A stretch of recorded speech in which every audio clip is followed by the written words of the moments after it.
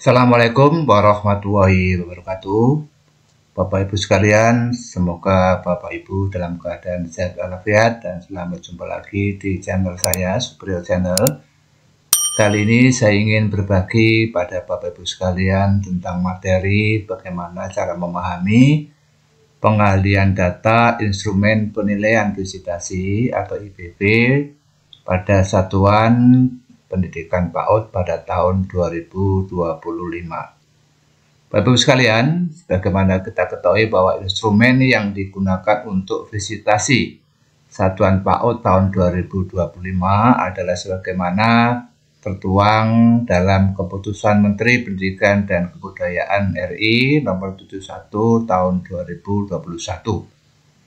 Pada Kemendikbud ini bisa kita ketahui bahwa ada dua hal. Yang pertama adalah tentang penilaian prasyarat akreditasi yang terdiri atas 8 standar, terdiri atas 23 butir, dan juga ada namanya instrumen penilaian visitasi, ada 26 butir. Nah, IPV ini boleh dikatakan adalah instrumen penilaian berbasis performance atau kinerja. Nah, berkaitan dengan IPV ini yang berbasis kinerja atau performance ini, untuk menggali data bisa saja dilakukan dengan observasi, wawancara, survei, dan angket. Nah, pada materi ini nanti di bagian akhir video ini saya berikan bagaimana salah satu contoh ya, prediksi wawancara yang dilakukan oleh asesor kepada Bapak Ibu guru, kepada kepala satuan pendidikan, atau juga mungkin kepada orang tua wali. Tapi sekarang saya mulai dari PPA. Bagaimana Bapak Ibu ketahui bahwa Satuan Pendidikan PAUD atau PNF ini, input data PPA adalah disebut dengan compliance, yang terdiri atas mengisi permohonan, mengisi syarat umum dan khusus, mengisi PPA, unggah dokumen PPA, dan update data dalam Dapodik.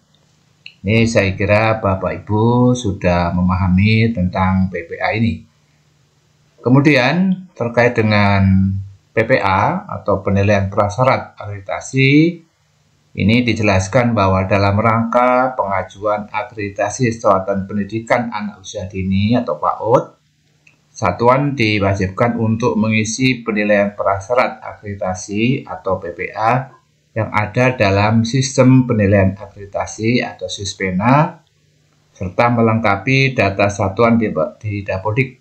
Satuan juga harus membuat dan mengunggah surat pernyataan kebenaran data dan dokumen yang diajukan.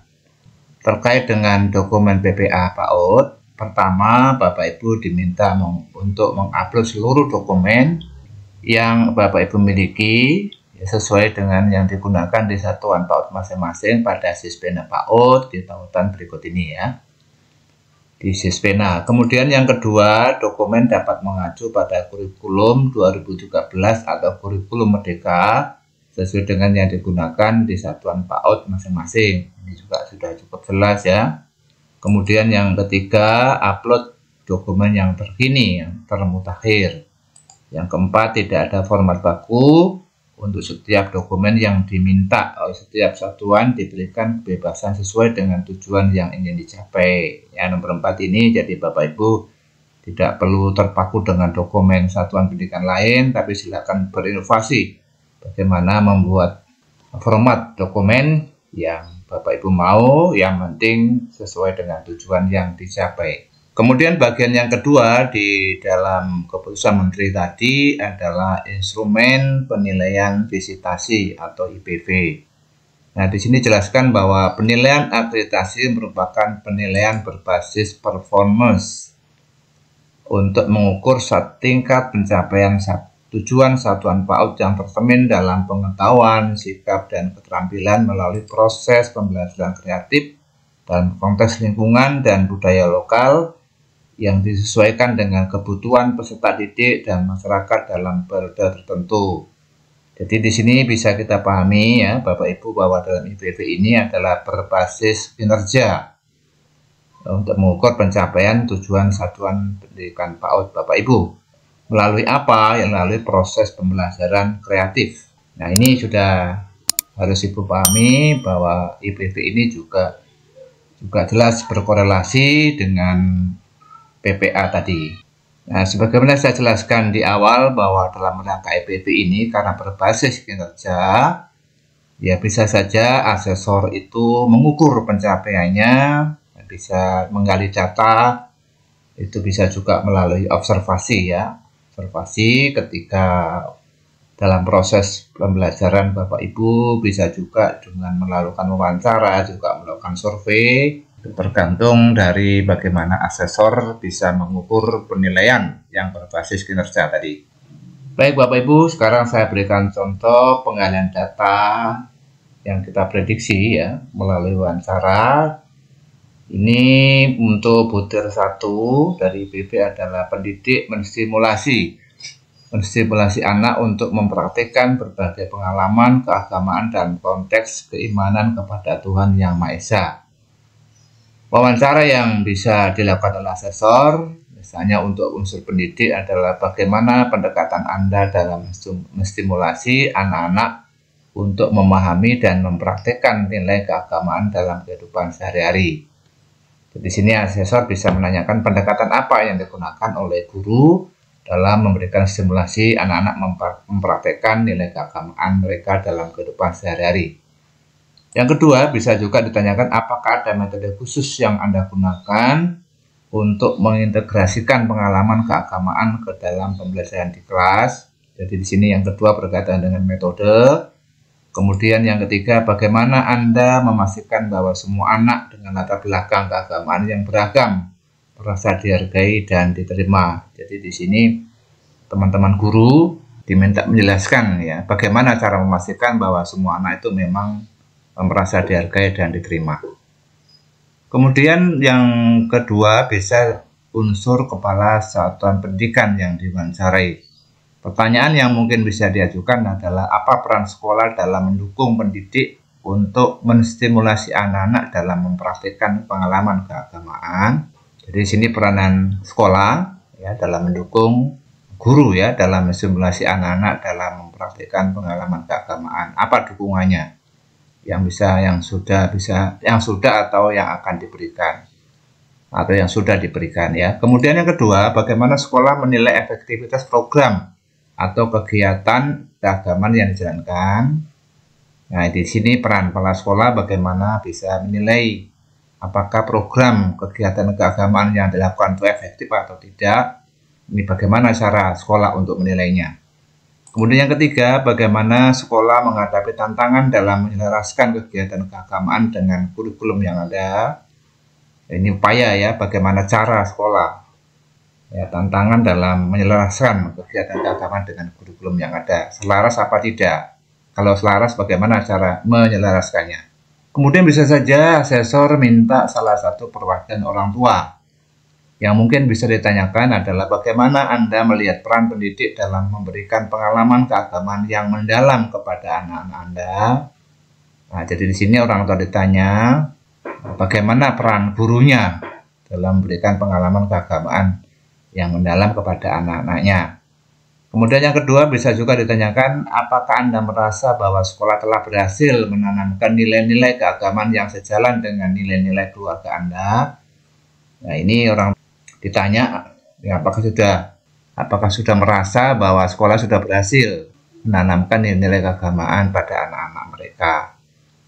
Kemudian yang ketiga mungkin juga bagaimana Anda berkolaborasi dengan sekolah dan pendidik untuk mendukung perkembangan spiritual anak Anda.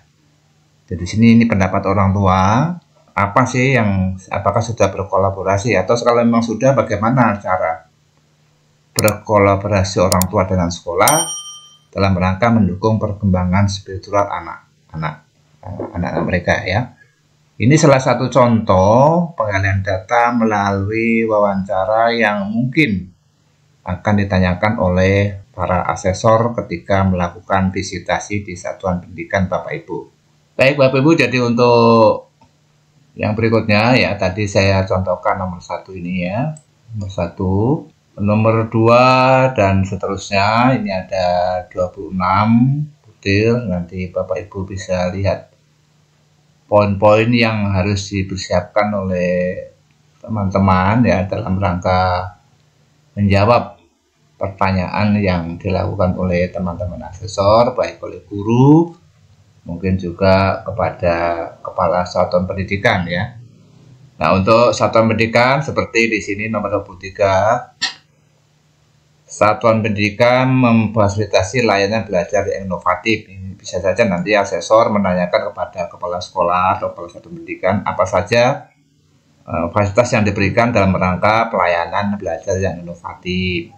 Kemudian bagaimana ini kepada orang tua, penguatan juga orang tua. Kemudian yang ke-25 ini juga kepala sekolah bisa ditanyakan bagaimana kepala sekolah melakukan pengembangan profesional pendidik dan tenaga pendidikan. Bagaimana cara memfasilitasi sehingga teman-teman guru atau pendidik ini dan tenaga pendidikan bisa melakukan pengembangan profesionalitasnya. Jadi nomor 6 ini adalah kepala sekolah, bagaimana cara memfasilitasi bentuk fasilitas yang diberikan atau cara memfasilitasi dalam rangka pengembangan profesionalitas pendidik dan tenaga pendidikan.